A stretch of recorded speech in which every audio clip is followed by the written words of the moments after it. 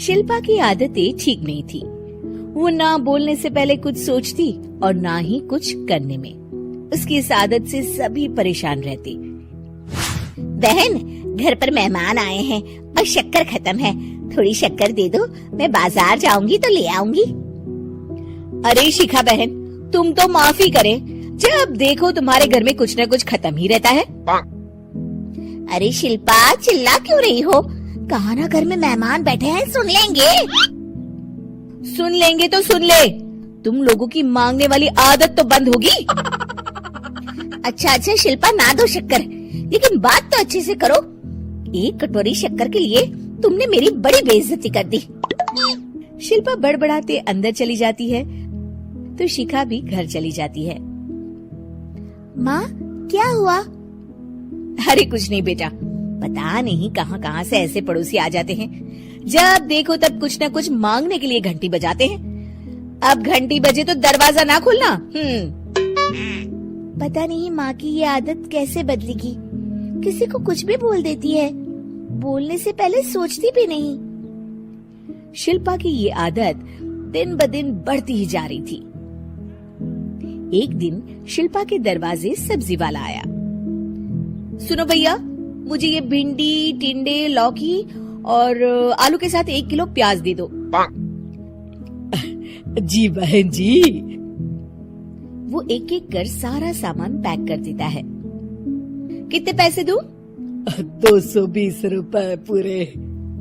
अरे इतना महंगा नहीं। हाँ, मैं तो सिर्फ 150 दूंगी। नहीं, पैसे तो पूरे लूंगा, नहीं तो सब्जी वापस कर दो। ऐसे कैसे वापस कर दूंगी? मैं तो एक भी सब्जी वापस नहीं करूंगी। और हाँ, रही बात पैसों की, तो लेना है तो 150 ले लो, वरना मेरे मोहल्ले में घुसने तक नहीं दूंगी। हाँ। अरे नहीं बहन, हम लोग गरीब लोग हैं, ऐसा ना करो। पकड़ो ये 150 और दफा हो जाओ। शिल्पा की बेटी अंदर से ये सब देख रही थी। शिल्पा, तूने तो हद कर दी। बेचारा गरीब आदमी, उसका तो गुजारा ही इसी से होता है। बोलने से पहले सोचा कर बेटा। माँ, आप चुप रहो, घर चलाना बच्चों का खेल नहीं। और वैसे भी इतनी महंगी सब्जी थोड़ी ना होती है। आपको तो सिर्फ खाने से मतलब है, लेकिन मुझे तो सब सोचना पड़ता है ना। शिल्पा की सास ये बात सुनकर दुखी हो जाती है। शिल्पा की बेटी शिल्पा की ये सारी बातें सुन रही होती है। शिल्पा की बेटी एक दिन माँ से कहती है, माँ, ओ माँ, जरा यहाँ तो आना।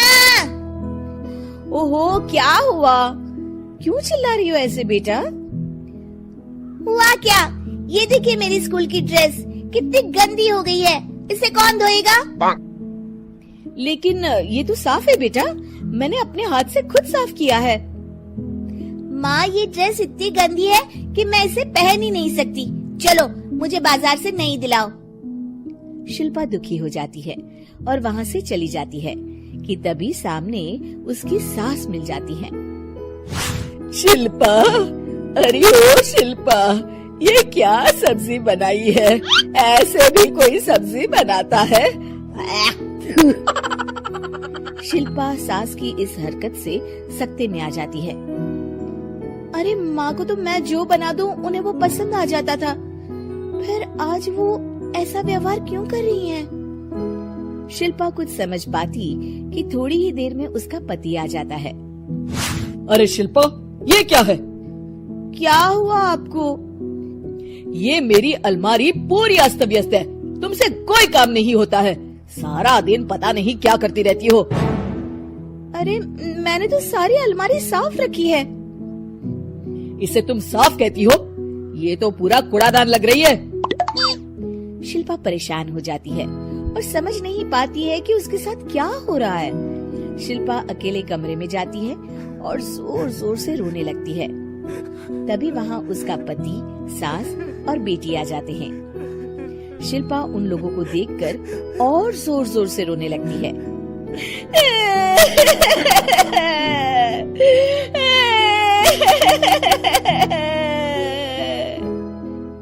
कि तभी उसकी सास उससे कहती है, क्या हुआ?